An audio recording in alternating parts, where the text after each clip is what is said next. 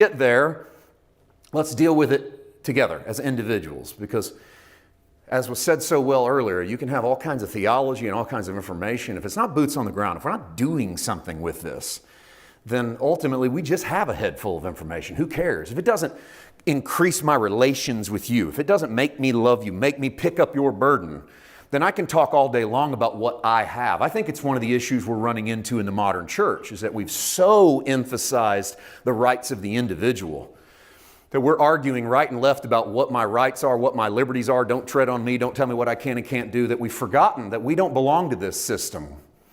A system that is designed for you to be maximized in your own personal liberty. We belong to the kingdom. And 50% of the definition of the kingdom is loving your neighbor with the same veracity with which you love yourself. And so the kingdom cannot be defined in terms of the Constitution or the Declaration. It cannot be defined in terms of a flag or an eagle or a nation or a geography as only being about me. No, it can't just be me. It's also you. Amen. Always, because that's my king, who, when he knows what he has, gets up, puts a towel around his waist, and washes his disciples' feet. When does he wash his disciples' feet? The moment he knows what he has and that all things have been given unto him, which is a sign for all of us in the kingdom, is the moment that I know how free I am, then I become responsible to help my brother and to help my neighbor.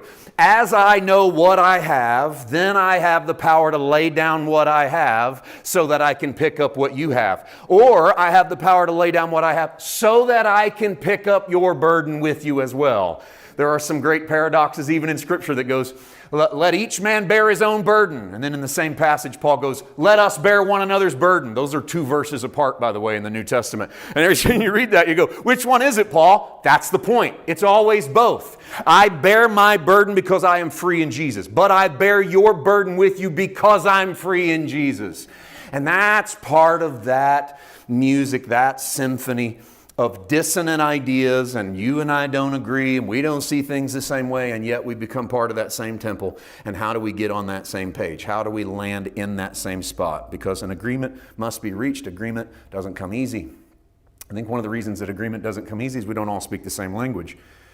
It seems to me that's designed that way by God. The early passages of the book of Genesis, we have people who are having no problem building a great tower up into heaven.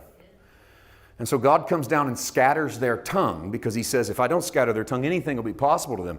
I read that for a long time and thought, why would God cause such dissonance among the human family that we would speak different languages? Because God's so afraid that if we're all speaking the same language, we're going to be able to build a big tower? What sense does that make? I struggled with that for a long time. I don't think it had God being afraid of anything. I think it is this, that any agreement we could come to that doesn't require me to both wrestle and compromise is an unhealthy agreement between the two of us.